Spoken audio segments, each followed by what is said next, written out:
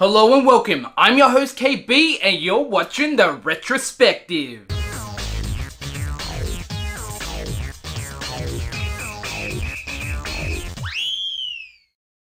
The Action Man property started out as a toy line released in the UK in the 1960s. The toy line was a licensed rebranding of Hasbro's G.I. Joe line and was released by Palitoy.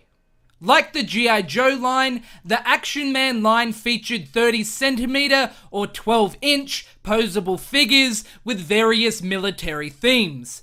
Palitoy produced the line between 1966 until it closed in 1984.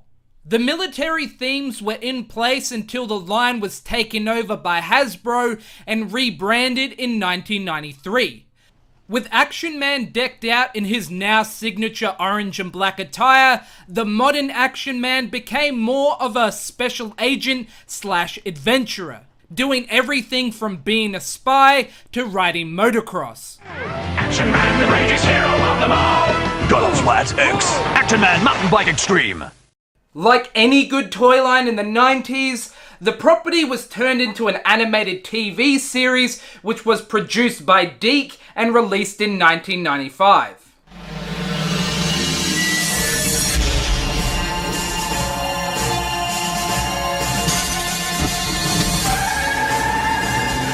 Now, I was never a fan of the Action Man toy line, mainly because I felt that the larger style figures with fabric clothing were too reminiscent of my sister's Barbie dolls. I did, however, enjoy the Action Man TV series, which at the time seemed pretty high-tech. This was due to the mixture of animation, CGI, and live action segments, which made it different than any other animated TV series from this period. The show stars in English Matthew Exler, aka Action Man, who we find is suffering from amnesia.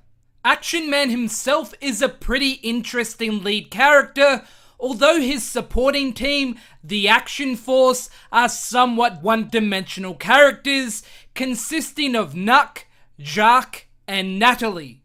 Working from their space station, Action Man, along with the Action Team, works to stop Dr. X, who is the cause of Action Man's amnesia. We find out this occurred after Action Man infiltrated X's organization, the Council of Doom, and discovered the tragic truth of his own parents' demise. Dr. X's motive for the remainder of the series is to put an end to Action Man and the Action Force before he regains his memories. As the show's main antagonist, Dr. X is probably my favorite part of the series. He is the quintessential 90s bad guy, from his gruesome look with his exposed innards down to his Skullmen troopers. I love it when you beg! Skullman, attack!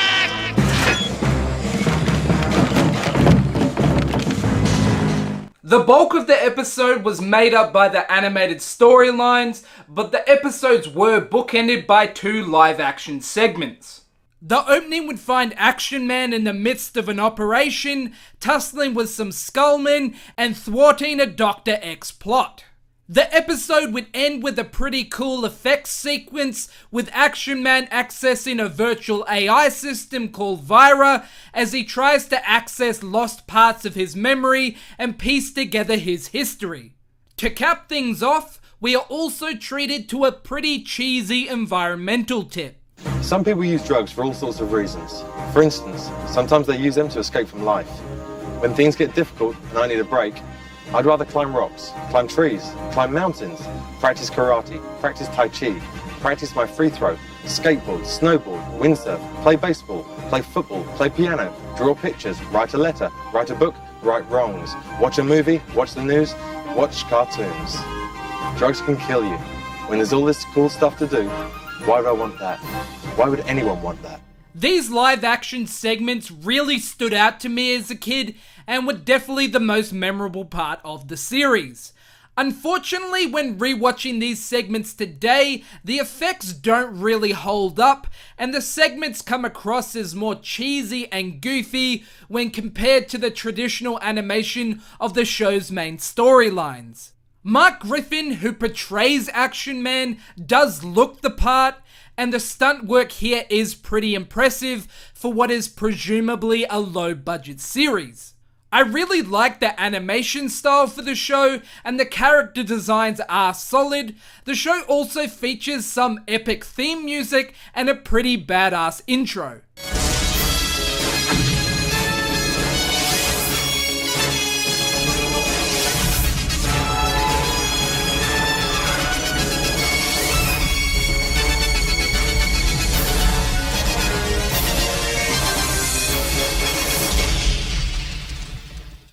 The cast was made up with British and Canadian voice actors, with a majority of the characters being voiced by relatively unknown actors.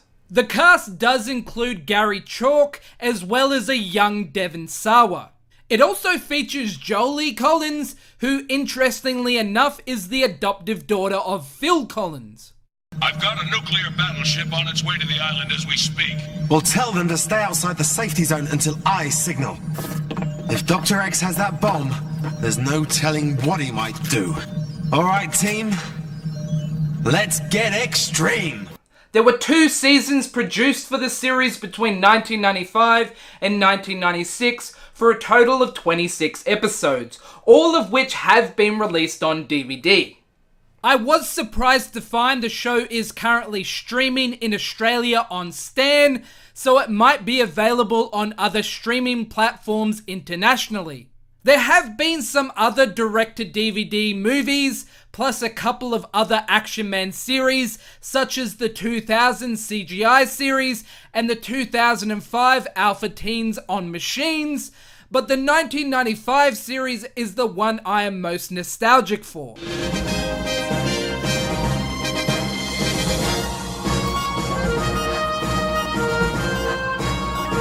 Who am I? Diagnosis: amnesia.